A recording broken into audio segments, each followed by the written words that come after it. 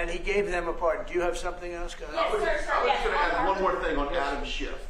Director Pulte reports that Adam Schiff claims he lived in a one-bedroom apartment. Now, how does a family of four, and you're a developer, very successful developer, how does a family of four live in a one-bedroom apartment? No, it looks like Adam Schiff really did a bad thing. They have him. Now, let's see what happens. It's not up to me. It's not up to, I stay out of it purposely. But it's mortgage loan fraud. It's a big deal. He defrauded banks and insurance companies and the federal government. But it's very simple. It's mortgage loan fraud. And you're right. It's a lot of people to live in a one-bedroom apartment, right? But he put it down. But he has a lot of other things far worse than that. So, no, Adam Schiff, they have him 100% on mortgage fraud.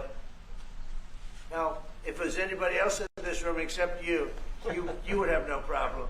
But anybody else in this room, you'd have a problem. I'd have a problem. Yeah, please. So there was a hearing yesterday in the Harvard case. Would you allow Harvard to get their federal dollars back as a part of any agreement with the administration? No, I'm not giving.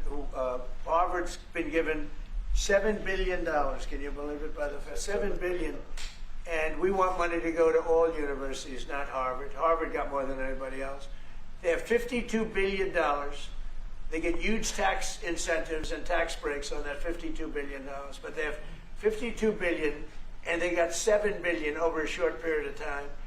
And we have a very hostile judge appointed by Barack Hussein Obama, a very, very hostile judge who knows exactly right from wrong. But you know, we expect to win it on appeal. She hasn't given a decision yet, but she's very hostile, and she was put by Barack Hussein Obama. And generally speaking, anybody that does that, we're gonna have problems with. So we don't expect to have. We won the case yesterday. Anybody that was there, that was a neutral, would say we easily won the case. But a lot of the case, and a big part of it's going to be how much money Harvard gets in the future. That's not part of the case, and they're not going to get very much. Mr. President, where are we in terms of negotiating about the reciprocal tariff? How far are we? With who? With the Philippines. Yes, sir. How far Are you from the Philippines? Yes, sir. I'm from the Philippines. How far are we from achieving? Well, it's tough. He's a very tough negotiator. So far, we're not there because he's negotiating too tough. In fact, I used to like him better than I do now. He's too tough. But we'll probably agree to something. But he's a strong negotiator. He loves your country.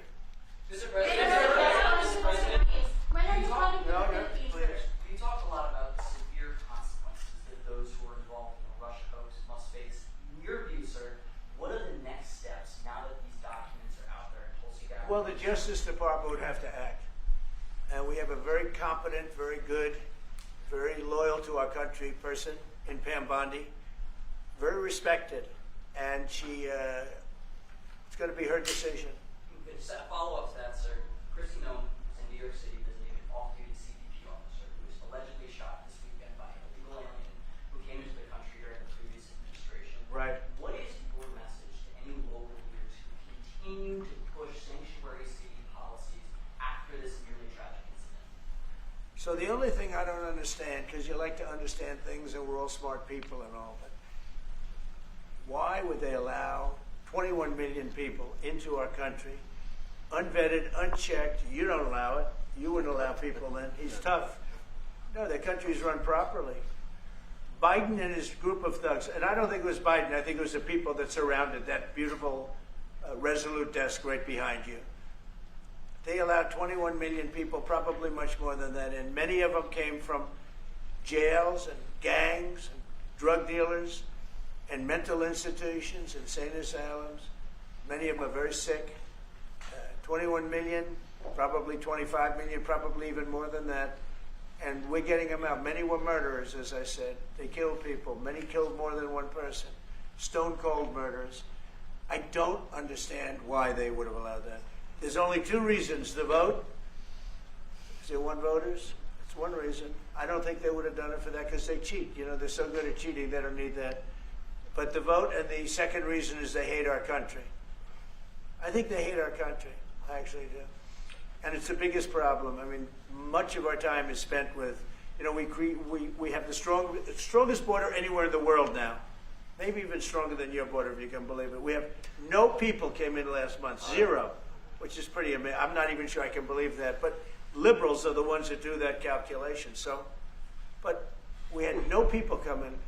A year ago, we had hundreds of thousands of people come in. Hundreds of thousands of people. And they flowed in. And if it wasn't for the election, it would have been millions of people came in last year. So millions of people prior to election time, they allowed millions and millions of people to come into our, I mean, you saw it. They'd open the gates. If you took an Alabama LSU football game that holds 128,000 people, I was there, 128,000 people, and I liked them and they liked me. But if you took that and doubled it, that's what used to flow into our country on a daily basis. It's not even believable. And we're getting them out, and we're starting with the worst ones. And we had a man shot yesterday, a police officer who's a great gentleman, shot right here in the throat. Probably won't be able to speak again.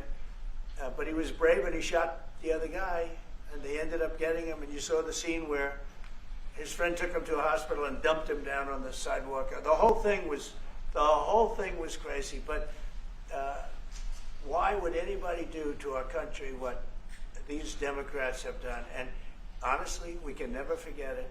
We can never forget it. What they have done, the damage that they've done to America is very, very sad. Thank you very much, everybody. Thank you guys for heading out right today. Thanks, guys.